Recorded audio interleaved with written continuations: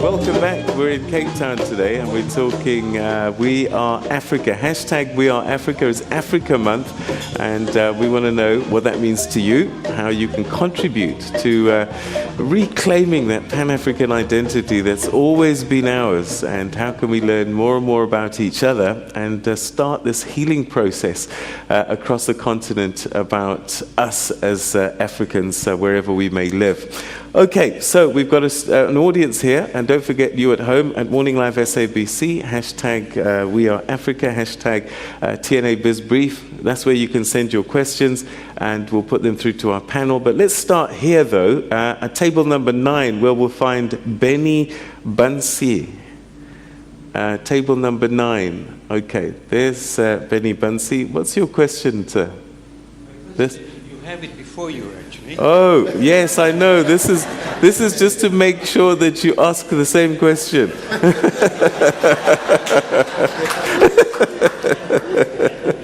And if you want to know anything about me, just ask Pitika Ntuli.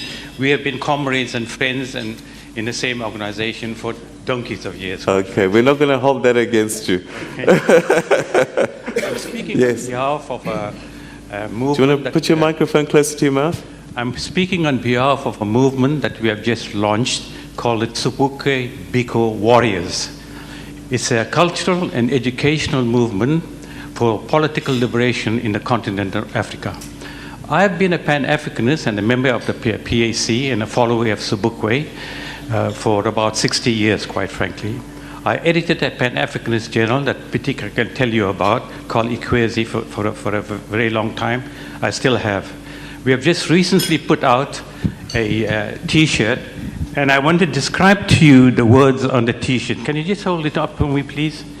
It's in the name of the Tsubukwe Biko Warriors, and it says Education and Culture for Liberation. Can you turn it around, please? And then it says Africa, people of the first time, first civilization, first culture, first language, first global migration. That is the Africa that we know. To understand Africa, we got to understand its history from the beginning of time. Because the first race on earth were the African people. And they migrated to every other country in the world. And Africans are to be found in every part of the world. We don't know that history. Colonialism has bastardized black people in this country. Bastardized us. So the Indians, the coloreds, and the Africans don't know the true identity. Because the culture of colonialism is Eurocentrism. And that issue has not been adequately addressed in our politics. It still has to be addressed. Colonialism has turned black people into white people because of its cultural dominance of Eurocentrism. It has done that in every other country where the barbarians from the West came and colonized us. See? And we must understand that. I'm surprised to hear from Mokes and William that the Pan-Africanism is in the Freedom Charter. I must go and read the Freedom Charter all over again, quite frankly. You know? Okay. What I do know is that the ANC for a long time opposed the PAC and the Black Conscious Movement and called us racist. That's what they did. Now I'm very interested to know that they are now moving in the Pan-Africanist direction.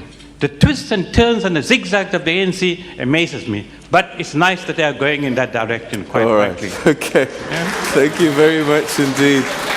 So that was a nice background. But now, what is the question? Just one more point. We are applying to the Department of Arts and Culture to print 10,000 copies of this T-shirts. I don't know if they'll give us the money because we come from the PAC. They've always opposed us. You know, and we want to get that money and distribute them.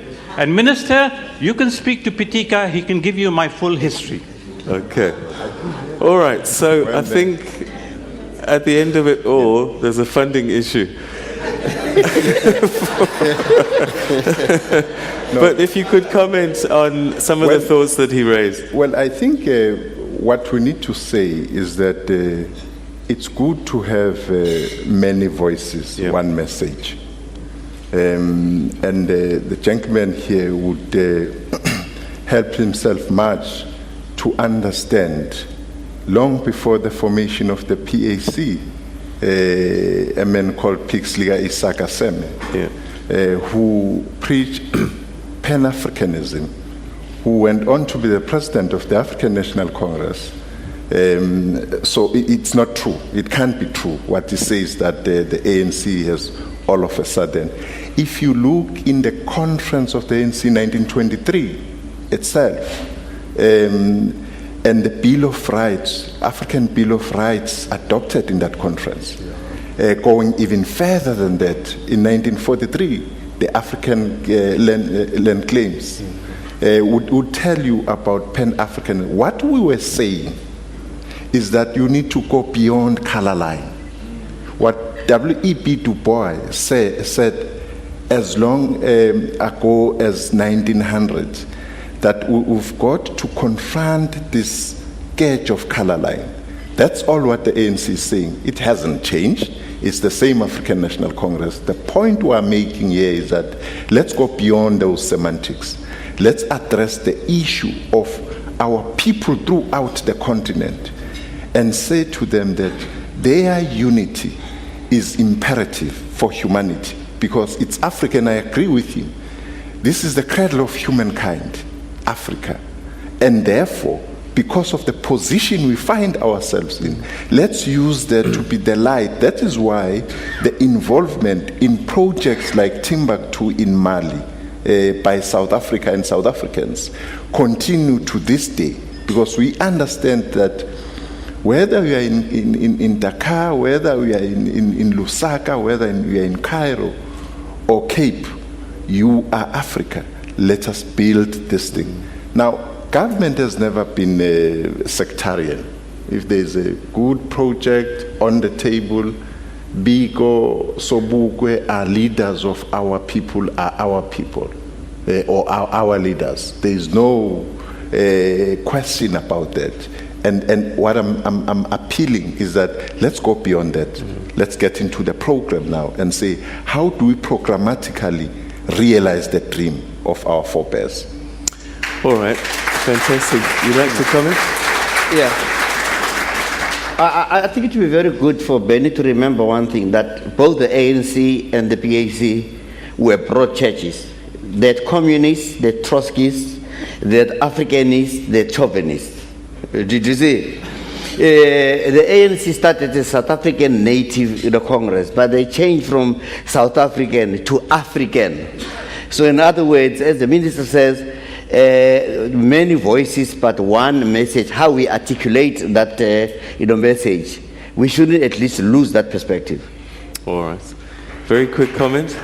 I'm always embarrassed when we are told that the barbarians from the West came to enslave us. Anybody who knows the history of slavery in Africa and knows the leadership of Africa during the period of slavery knew that African leaders contributed, benefited, were well represented in the trade. So, for us, in our languages, we do have a sense in which, yes, somebody can cheat you, but your language also reflects that you are an idiot to be allowed to allow yourself to be cheated. There are two sides. There are two sides to that story. We must not forget the role that was played by our people. That's one thing. The second thing, what is the reality today? 800 Africans are drowning in the Mediterranean. Right. Young Africans. I want you to finish that thought, because it's quite an important one. I don't want to interrupt you. So we're going to take a quick commercial break that we have to take now. And as soon as we come back, I want us to explore that, because that's quite an important one. So stay with us, and Professor Mthethwa will finish his thought.